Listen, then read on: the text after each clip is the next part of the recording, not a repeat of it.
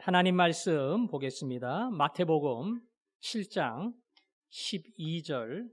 그러므로 무엇이든지 대접을 받고자 하는 대로 너희도 남을 대접하라. 이것이 율법이요 선지자니라. 아멘. 남에게 대접을 하라. 대접을 받고자 하는 대로. 굉장히 쉬운 말이죠. 대접받고 싶은 대로 남을 대접해라. 우리말에 가는 정이 있어야 오는 정도 있다, 이런 말이 있는데 같은 내용의 말일 겁니다. 하지만 이 문맥 속에서 이 구절의 의미가 무엇인가 하는 것을 정확하게 이해하지 않으면 잘못된 해석을 할 수가 있어요. 대개 이단에서 그런 식으로 구절 하나 뽑아가지고 해석을 하잖아요. 남에게 잘 대접하는 거, 그게 하나님 뜻이다. 내가 대접받고 싶은 대로 목사님 대접하고, 내가 잘 됐으면 좋겠다 생각되는 대로 목사님 잘 되게 하고, 내가 이렇게 했으면 좋겠다 생각되는 만큼 목사님 높이고 존경하고 그러는 게 하나님 뜻이다. 틀린 거는 아니에요. 그러나 예수님이 어떤 의도를 가지고 이 말씀을 하셨는가, 이걸 알려면 항상 문맥 속에서 이해를 해야 합니다. 다 잘라먹고 요 구절 하나 난짝 떼가지고 봐라, 이렇게 이야기하지 않았느냐, 이렇게 해석을 하면 얼마든지 왜곡되고 이기적인 그러한 전혀 의도와는 다른 해석이 가능하단 말이에요. 그래서 오늘 이 한 절 속에 담긴 예수님의 의도가 무엇인가 하는 것을 찾아가야 되는데, 조금 논리적으로 한 단계 한 단계 갈 거니까 재미가 없을 수가 있어요. 그러나 공부하는 마음으로 여러분이 따라가시면 됩니다. 먼저 12절에 보니까 그러므로 이렇게 시작을 했지요. 그러므로 12절을 이해하기 편하게 앞에 접속사가 붙었어요. 그러므로 하는 것은 뭡니까? 그 앞에 내용을 다 설명한 다음에 그러므로 결론적으로 정리하면, 요약하면 그 뜻이죠. 그러니까 앞에 내용도 모르고 그냥 뒤에 것만 가지고 해석을 하려고 하면 문제가 생긴단 말이에요. 앞에 내용 다 얘기했어요. 거기서 다 설명했어요. 그러니까 앞에 내용을 알아야지 이 구절의 해석이 가능한 겁니다. 이미 6장에서도 뭘 먹을까, 무엇을 마실까, 무엇을 입을까 염려하지 말라 쭉 얘기하면서 그런즉 너희는 먼저 그의 나라와 그의 의를, 그러므로 내일 일을 염려하지 말라. 그 앞에 거 모르면 왜 뒤에 이 구절이 필요한가, 이거를 이해할 수가 없습니다. 따라서 오늘 그러므로 하는 12절은 앞에 7장의 내용을 이해해야 가능합니다. 자, 7장의 내용이 뭔가? 우리 7절 이후에 나오는 부분을 그저 괄호라 생각을 하고 그 앞부분에 주목을 하겠어요. 7장 1절부터 나오는 말씀은 뭐지요? 비판하지 말라. 비판하지 말라는 겁니다. 남의 눈 속에 있는 티를 보고 비판을 하는데 내 눈 속에는 돌멩이가 있어. 그야말로 앞을 못 볼 만한 큰 장애가 너의 눈 속에 있는데 그건 못 보고 어떻게 다른 사람의 티를 빼라고 이야기할 수 있느냐? 네가 다른 사람을 향해서 말도 안 되는 지적을 하고 비판을 할 때에 바로 네 손가락으로, 네 말로 하나님이 나중에 너를 판단할 것이다. 그러므로 함부로 다른 사람을 비판하면 안 된다.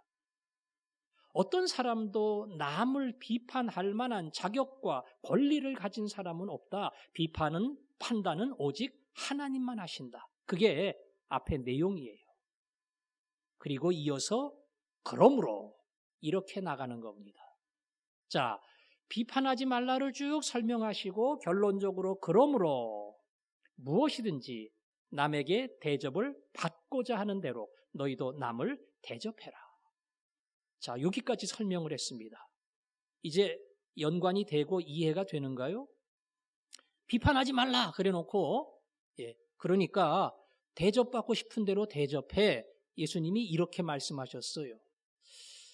뭐 이렇게 머리가 빨리 돌아가서 연관이 되는 분도 있고 될 것 같은데 안 되는 분도 있고 그럴 겁니다. 이제 조금 더 이 말씀을 설명할 필요가 있습니다. 자, 예수님은 이 땅에 오셔서 종종 율법대로 살지 않는, 율법을 무시하는 것처럼 행동하는 그런 경우들이 있었어요. 안식일 날 병을 고쳤습니다. 그러면 안 돼요. 죽어가는 뭐 위급한 환자 아닌 다음에는 안식일 날 의료행위 하면 안 돼요. 병원 문 열고 환자 받고 그런 거예요. 예수님 그렇게 했단 말이에요.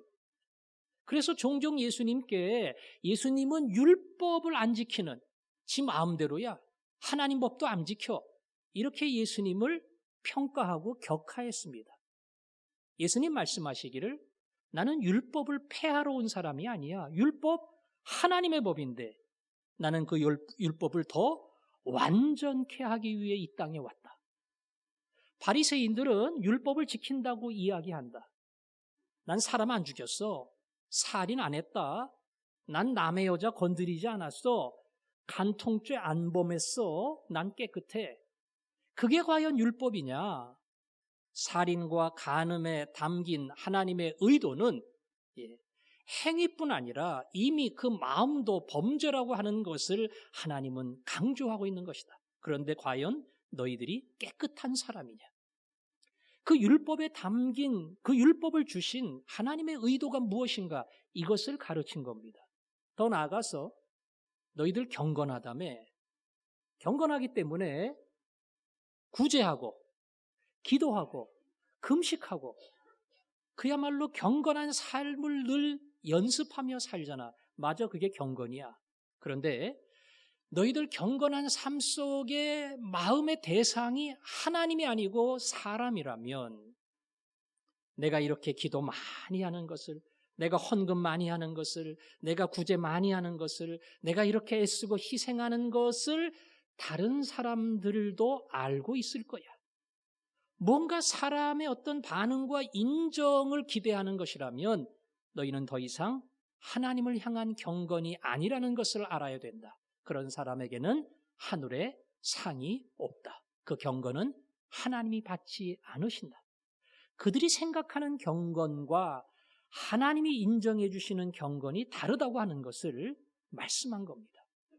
다시 말하면 율법도 지키고 말씀도 지킨다고 하지만 굉장히 이기적인 해석을 하고 나는 지켰다 자부하는 사람들을 향해 진정한 율법의 의도와 하나님의 뜻이 무엇인가, 그리고 그 앞에서 너희들은 당당한 사람인가, 예수님은 이렇게 질문을 한 겁니다. 자, 더 나아가서 오늘 율법을 자기 나름대로 해석한 바리새인들은 율법을 개별적으로 낱개로 이렇게 쭉 펼쳐놓고 이해를 했습니다. 난 사람 안 죽였어. 그러니까 나는 살인하는 죄인이 아니야. 남의 여자에게 관심을 갖고 조금 못된 행동도 했으니까 그거는 내가 좀 문제가 있어. 기도, 금식 나는 철저하게 했어. 구제, 그건 내가 조금 모자라. 그거는 내가 잘못이 있다고 인정을 할게. 그렇게 율법을 쫙 펼쳐놓고요.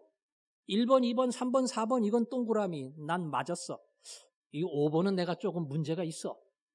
이런 식으로 율법 전체를 별개의 율법으로 해석을 하고 전체 통합하면 합산 점수가 나는 90점은 될 거야. 이게 바리새인들의 생각입니다.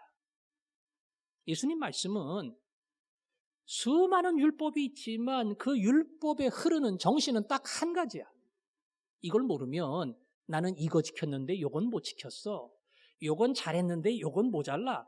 너희들 얼마든지 그렇게 생각할 수 있어. 율법에 흐르는 정신이 하나라는 걸 이해하지 못하면 엉터리 점수 매길 수 있다. 그러나 동일한 정신이 모든 율법에 흐른다는 것을 알면 나는 율법을 따르는 자인가 아니면 내 식으로 사는 자인가, 이것을 너희들은 정리할 수 있다. 그리고 하신 말씀이 이거예요. 그러므로 무엇이든지 남에게 대접을 받고자 하는 대로 너희도 남을 대접해라. 자, 여기까지 얘기했으면 이제는 무슨 말인지 알겠다 이러신 분도 있을 거고요. 더 머리가 복잡하다 이런 분도 있을 겁니다.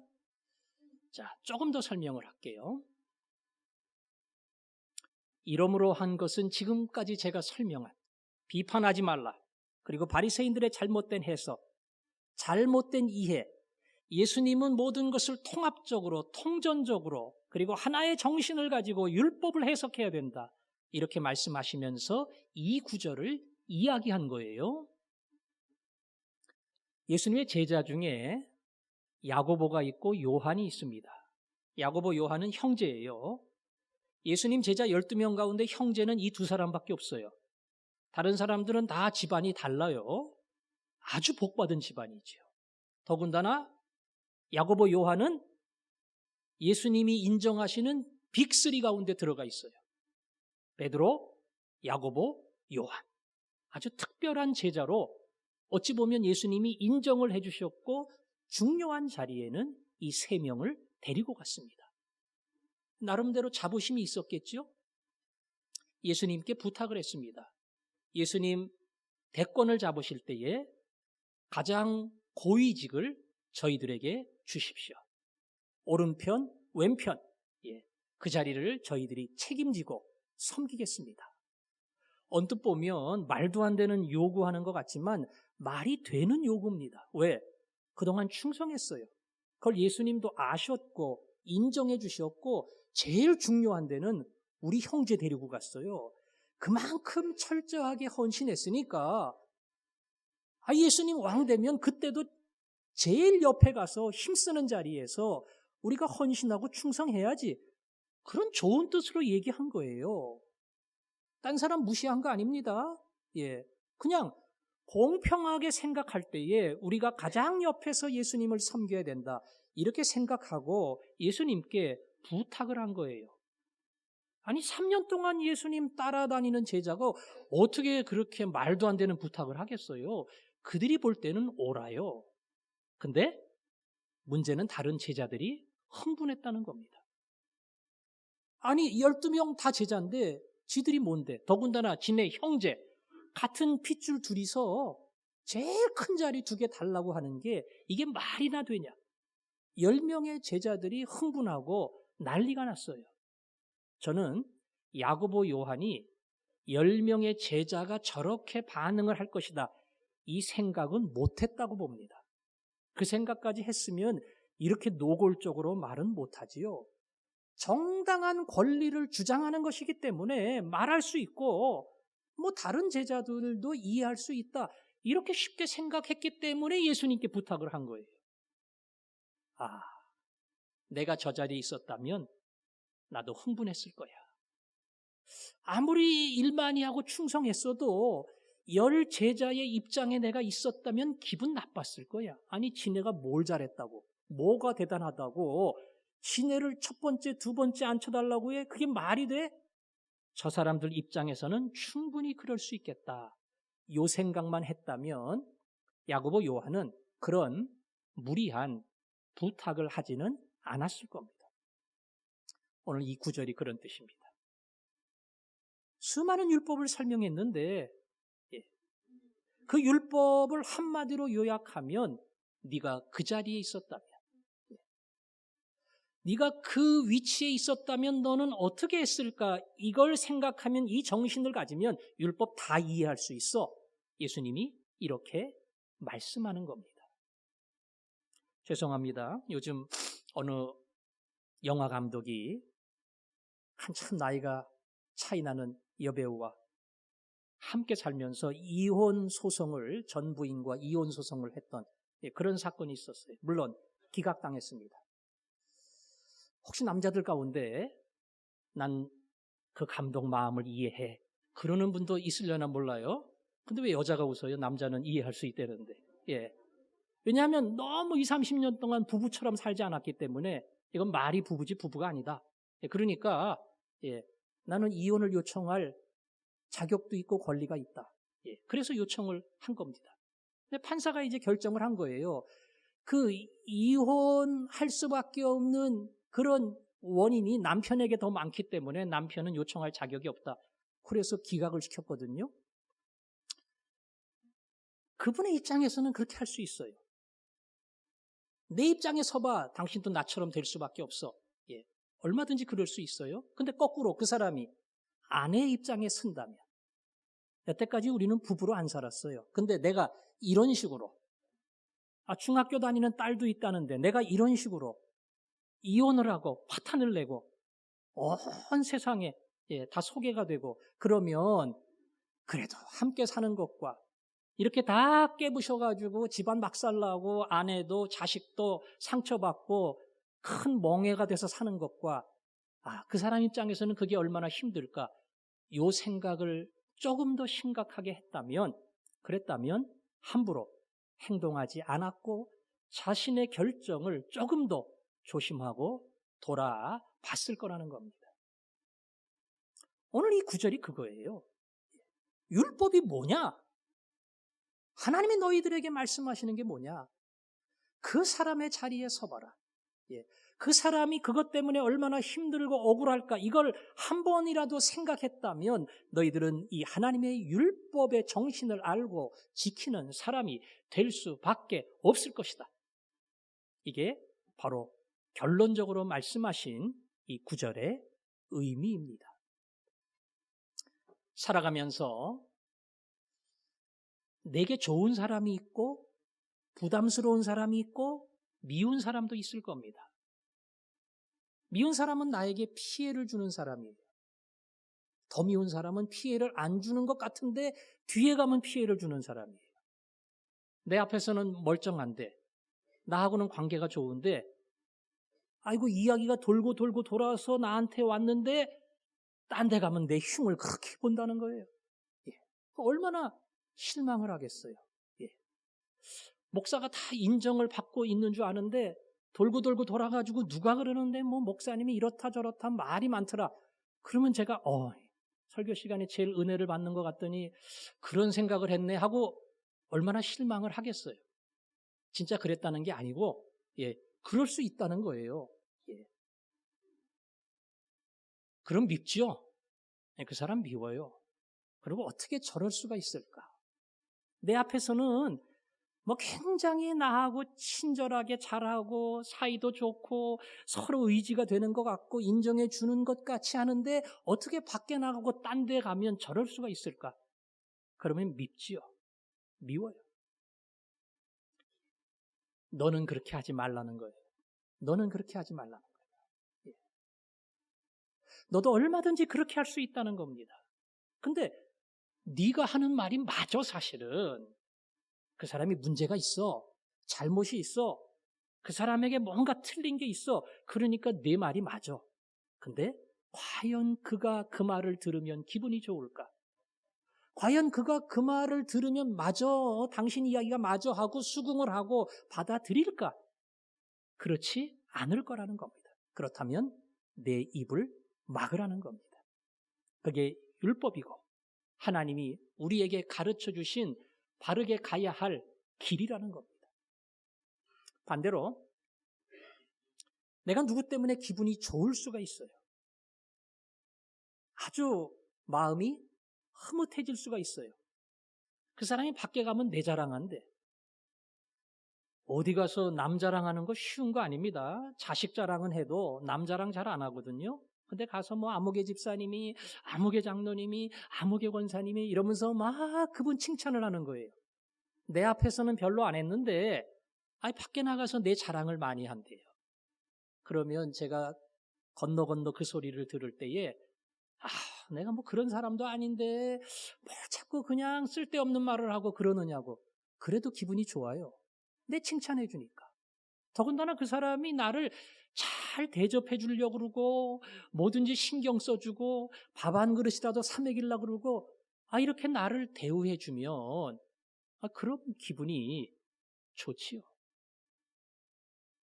오늘 교역자가 그 식사 당번입니다. 저도 이제 끝나면 바로 밥 먹고 이제 접시 받는데 제가 서 있을 텐데 제가 그 자리에 서서 섬기는 게 하나님 보라고 하는 거예요? 사람 보라고 하는 거예요? 칼럼에다 썼잖아요. 예. 사람 보라고 하는 거라니까요. 사람 보라고. 예. 물론 잔반 남기지 말라 그런 뜻도 있지만은 목사도 섬깁니다. 말씀으로 섬기는 사람이지만 얼마든지 성도들과 동일한 방법으로 목사도 섬깁니다. 그거 사실은 티내려고 거기에 있는 거예요. 종종 저를 보고 목사님 왜 이걸 하시냐고 그냥 빨리 올라가시라고 그거 뭐하러 여기서 그냥 수고하시냐고 이렇게 목사를 걱정해 주는 분들이 있어요. 물론 제가 1, 2분 폰만 잡다가 올라갈 수도 있어요. 그래도 제가 한 10분은 해요 거기서. 하는 이유 중에 하나는 그분들이 올라가라고 그래서 올라가면 좋아하지만 안 올라가면 더 좋아해요. 거기서 계속 제가 봉사하고 섬기고 씻고 이러면 목사님도 저런 거 하시네. 이런 게 그분들에게는 흐뭇하고 대접을 받는 것 같고 뭔가 사랑을 받는 것 같은 느낌이 있는 거예요. 설교로만 섬기는 게 아니라 얼마든지 식당 봉사도 하고 굳은 일도 하고 다 같이 하는구나. 너도 그렇게 하라는 겁니다. 누구에게 무엇을 할 때에 그 사람이 기뻐하고 그 사람이 즐거워하고 그 사람이 흐뭇해할 수 있는 그 일을 내가 하라는 거예요. 그게 율법이라. 그게 바로 하나님의 말씀을 따라가는 가장 기본적인 정신이다. 그 원리를 가지고 살아가라. 오늘 주님은 우리에게 그렇게 말씀하는 겁니다. 그것이 바로 12절이 가지고 있는 정신입니다. 그래서 12절은 그렇게 시작했지요. 그러므로 무엇이든지 어떠한 율법도 어떠한 계명도 어떠한 것도 다 이 안에 들어가 있어. 대접받고자 하는 대로 남을 대접하라. 이 안에 모든 계명이 들어가 있다. 이 정신을 가지고 너희들이 다른 사람을 보고 이해하면 너희들은 이미 율법을 지키는 자이다. 오늘 이 간단한 구절이, 이 간단한 교훈이 여러분의 삶에 하나님의 뜻을 따라가는 아주 귀한 지침이 되어서 그것 때문에 진정 하나님의 말씀에 순종하는 그러한 복된 사람이 될 수 있기를 바랍니다. 예수님은 이 말씀을 하시고 맨 마지막에 이렇게 정리를 했지요. 이것이 율법이요 선지자니라. 이런 표현이 성경에 간혹 나와요. 율법이요 선지자다. 요거는 살인, 간음 그런 율법, 하나님의 말씀을 전했던 선지자 이런 뜻 아니에요. 율법하는 것은 율법서, 모세 오경을 이야기하는 것이고 선지자 하는 것은 선지서, 여호수아서부터 말라기까지 요걸 얘기하는 거니까 율법과 선지자 하면은 성경 전부를 이야기하는 겁니다. 예수님께서 이것이 율법이요 선지자니라 이 말은 대접을 받고자 하는 대로 너희도 남을 대접해라. 이게 성경의 요약이야. 이게 성경의 핵심이야. 무슨 율법 정도가 아니라 창세기서부터 말라기까지 성경 전부를 요약하라고 하면 이 한 구절로 요약할 수 있다. 대접을 받고자 하는 대로 남을 대접해라. 이 말씀 안에 모든 성경 말씀이 들어가 있다. 그래서 이것을 황금률이다 이렇게 이야기합니다. 황금과 같은 율법이라는 거예요. 그 율법 안에 다 쑥쑥 들어가 있는 엑기스로 모아진 거라서 황금률과 같은 것이다. 자, 예수님이 율법과 선지자다 이렇게 표현한 게 딴 데도 나오는데 그때는 이런 말씀을 하실 때였어요. 어떤 율법 교사가 예수님께 물었습니다. 율법 중에 제일 큰 계명이 뭡니까? 답변하기 쉬워요, 어려워요? 어렵지요. 큰 게 있고 작은 게 있겠어요? 중요한 게 있고 덜 중요한 게 있겠어요? 다 중요하죠. 근데 예수님이 뭐라도 하나 딱 얘기하면 그러면 이거 안 중요해요? 이건 별 필요 없는 거예요? 이러고 시비 걸으려고 예수님께 큰 계명이 뭐냐고 물어봤어요. 그랬더니 예수님이 머리를 탁 돌리면서 이렇게 대답하면 말도 못할 거야 이러지 않으시고요. 아주 그냥 분명하게 딱 얘기하셨어요. 예. 마음과 뜻과 정성과 힘을 다해 하나님을 사랑하라. 이게 첫 번째고, 두 번째도 중요한데 내 이웃을 내 몸과 같이 사랑하라. 그래놓고 이게 바로 율법과 선지자니라. 이 두 계명 안에 성경 전부가 다 들어가 있어. 하나님 사랑과 그리고 이웃 사랑. 이게 바로 성경의 핵심이다. 그러니까 오늘 말씀하고 이 말씀하고 가만히 이어보면 연결이 되죠. 대접받고 싶은 대로 대접해. 이게 성경의 핵심이야. 하나님 사랑해. 그리고 이웃을 내 몸처럼 사랑해. 이게 성경의 핵심이야. 대접받고 싶은 대로 대접하는 것. 그리고 내 몸처럼 아끼는 것. 이게 성경 율법의 핵심이고 성경 전체의 모든 정신이 그 안에 녹아져 있다는 겁니다. 따라서 율법을 잘 지키기 위해서는 뭐를 해야 되느냐? 항상 그 입장에 서는 겁니다. 내가 하는 게 옳아요. 내 말이 틀리지 않았어요. 내가 행동한 것은 바른 겁니다. 그러나 그의 입장에서 그가 볼 때는, 그가 느낄 때는 어땠을까? 이걸 생각한다면 내 말도 내 판단도 달라질 수밖에 없다. 이것이 율법을 지키는 바른 정신이다. 예수님은 이렇게 말씀하는 겁니다. 문제는 아무리 설명을 잘해도 오늘 제가 논리적으로 차곡차곡 이해하도록 여러분에게 말씀을 드려도 심지어 여러분이 고개를 끄덕끄덕 하면서 맞아, 그래야 돼. 이렇게 동의를 해도 이 말씀대로 산다고 하는 것은 쉬운 게 아니에요. 잊어버리기도 하거니와 인간의 이 잘못된 악한 본성이 튀어나와서 나도 모르게 고개를 끄덕끄덕 했는데 금방 나가가지고 또 다른 사람 이야기하고 다른 사람 비판하고 다른 사람 허물을 들치고 우리가 얼마든지 그럴 수 있다는 겁니다. 오늘 이 말씀을 마음속에 받고 그리고 그 말씀대로 살기 위해서는 제일 중요한 게 있어요. 그것은 철저하게 자신을 먼저 발견해야 한다는 겁니다. 자신을 먼저 발견해야 한다는 거예요.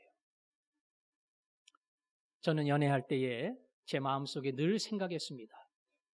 나를 만난 당신은 행복한 여자다. 수많은 남자들이 자기 여자를 사랑하지만 나는 어떤 남자보다도 최고로 많이 사랑해 줄 거야. 그게 그냥 허황된 생각이 아니었고요. 그때는 제가 정말 그런 마음이 있었어요. 내가 제일 끔찍하게, 제일 열정적으로 어떤 헌신도 아끼지 않고 그렇게 사랑해 줘야지. 그런 마음이 있었기 때문에 정말 그런 자부심이 있었어요. 돈 여부를 떠나서 나를 만난 당신은 행복한 여자라고. 결혼하고 한 35년 지나왔습니다. 지금도 제가 아내를 보면서 봤지? 당신이 얼마나 행복한 여자인지. 그런 생각이 드는가? 사실 그런 생각이 거의 안 들어요. 거의 안 들어요. 오히려 인생을 살아오면서 조금 미안하기도 하고 나 때문에 고생을 많이 했지 이런 생각이 종종 들죠. 건강이 시원찮으니까 병원에 입원하면 아내가 전부 다 챙겨야 되고요. 어디 여행을 가도 무거운 가방은 아내가 다 들어야 되고요. 남들이 보면 저를 뭐라고 보겠어요. 그냥 달라고 그 가방 다 빼앗고. 그러니까 얼마나 제가 이 아내가 챙기는 사람이 됐냐고요. 말이라도 잘 듣냐. 저는 잘 듣는 것 같은데 안 듣는다 그러니까 제가 아이고 당신이 나하고 살면서 많이 힘들었겠다 그런 생각도 들고요. 또 목사 아내가 되어 살면서 남들이 모르는 고충도 있었겠다. 목사는 또 목사대로 자기 일을 하니까 덜하지만 사모는 사모로 살아가면서 남이 모르는 그런 아픔도 있었을 거야. 그 마음속에 아내를 보면서 점점 미안한 마음이 있어요. 이거는 저만이 아닐 겁니다. 인생을 30년, 40년 살면서 정말 참 당신 보면서 고맙기도 하고 나하고 함께 살아준 게 이게 나한테는 큰 행복이야. 이렇게 말할 만큼 서로에 대해서 항상 죄송한 마음이 있을 거예요. 이게 사실은 솔직한 고백이지요. 아니 제일 사랑하는 아내와 남편도 그런 마음이 있는데 이 가족 밖이에요. 이웃이라고 하는 것은 내 아내도 맞지만 남편도 맞지만 건너 모든 사람이 이웃인데 아니 그 사람들이 어떻게 나를 좋게만 볼 수 있겠어요? 실제적으로 나한테 허물이 있어요. 문제가 있어요. 아주 이기적이에요. 조금 세게 말하면 야비합니다. 그런데 그 사람들이 나를 항상 좋게 생각한다고 하는 것은 있을 수 없는 거지요. 자기 모습을 보는 사람, 자기를 발견하는 사람, 자기를 인정하는 사람. 그 사람은 거꾸로 다른 사람의 아픔과 눈물도 이해할 수 있고 반대로 내가 어떠한 이야기를 듣고 어떠한 평가를 받더라도 맞아. 그 틀린 말 아니야. 맞는 말이야. 그게 내 모습이야. 그게 내 진심이야. 이것을 인정할 수 있게 됩니다. 그리할 때 오늘 이 말씀에 순종하는 사람이 되는 겁니다. 하나님 앞에서는 우리가 더더욱 볼 게 없지요. 인간 가운데 비교해도 미안한데 하나님 앞에서 나라는 존재는 한없이 초라하잖아요. 뭘 가지고 여러분이 하나님 앞에 자랑하겠어요? 무슨 이력서를 가지고 하나님 앞에, 무슨 경건을 가지고, 어떠한 인격을 가지고, 어떠한 수고와 헌신을 가지고 하나님 나는 이런 사람이에요. 그렇게 말할 사람이 누가 있겠어요? 목사? 저 종종 생각합니다. 목사? 너 받는데 익숙해가지고 주는 거 잘 모르잖아. 목사? 너 경건한 사람이라고 목사답게 살려니까 경건한 티를 내야 되고 그러니까 뭔가 사랑하는 사람, 친절한 사람, 다른 사람 품어주는 사람 안 그래도 그런 것처럼 보여야 되잖아. 너 그런 위선이 있잖아. 목사? 목사가 뭐냐?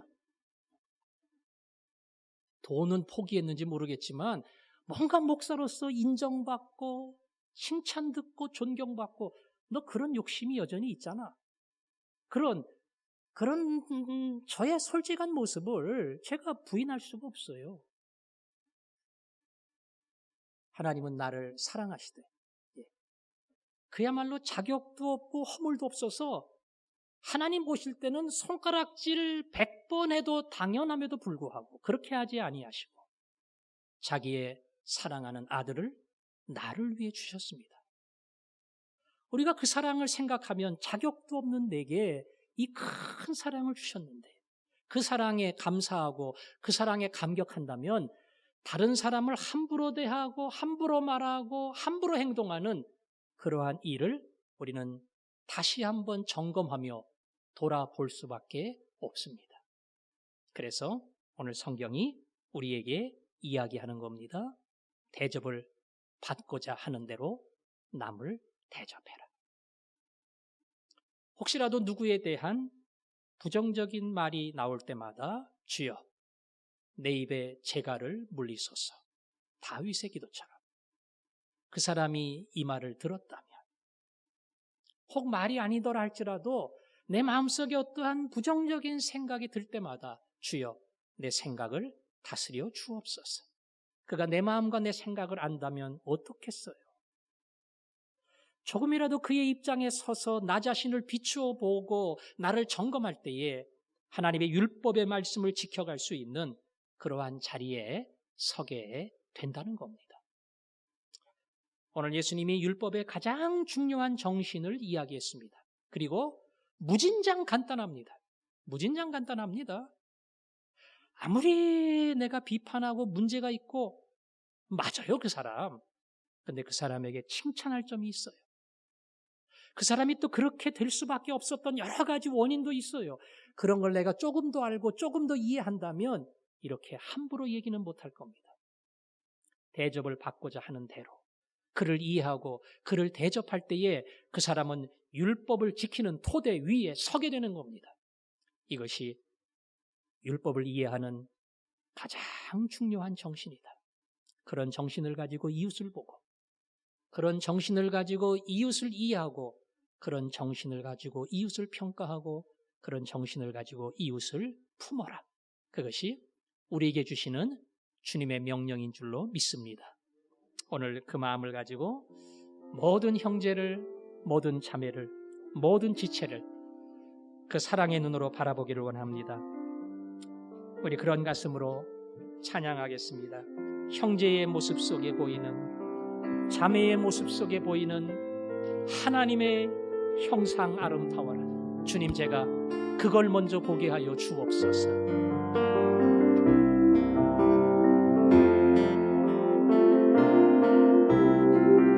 형제의 모습 속에 보이는 하나님 형상 아름다워라. 존귀한 주의 자녀 됐으니 사랑하며 섬기리. 자매의 모습 속에, 자매의 모습 속에 보이는 하나님 형상 아름다워라. 존귀한 주의 자녀 됐으니 사랑하며 섬기리. 우리의 모임 중에 임하신 하나님 영광 아름다워라. 존귀한 왕이 여기 계시니 사랑하며 섬기리. 아멘. 모든 사람이 다 예쁠 수는 없어요. 모든 사람이 다 좋을 수는 없어요. 분명히 내 마음에 부담으로 남는 사람, 나를 힘들게 하는 사람, 그리고 그를 볼 때 편치 않는 사람, 그런 사람이 있을 겁니다.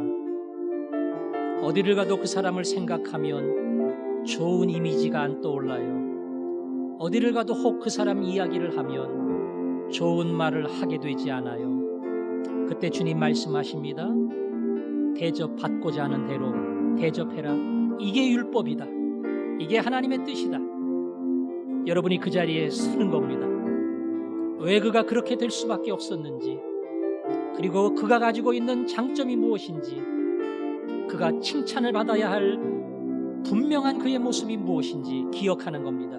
그리고 하나님, 내 입을 통해, 내 마음을 통해, 내 행동을 통해 그를 대접하게 하시고, 그것이야말로 진정 율법을 지키는 말씀의 순종자임을 알게 하셔서 어디 가서 이 마음과 이 정신을 가지고 이 중심으로 살게 해 주옵소서. 여러분 마음에 그런 소원을 품고 부담스러운 사람이 있으면 기억하시고 주님 나를 다스려 주옵소서. 기도하겠습니다. 아버지 하나님, 이 시간 기도합니다. 하나님, 오늘 주님이 그 율법을 설명하면서 대접받고자 하는 대로 대접하는 것, 이것이 율법에 흐르는 정신이다 말씀해 주셨으니 이 말씀을 마음에 새기기를 원합니다. 열심히 봉사하고 열심히 충성하면서 가장 중요한 율법의 정신을 잃어버리고 살아가는 미련한 자 되지 않게 하여 주옵소서. 그의 입장에 서게 하시고 그가 그렇게 될 수밖에 없었던 그의 형편과 상황과 이유를 알게 하여 주시고, 그래서 조금 더 이해하고 품고 긍정의 말을 할 수 있는 저희들이 되게 하여 주옵소서. 예수님 이름으로 기도합니다. 아멘.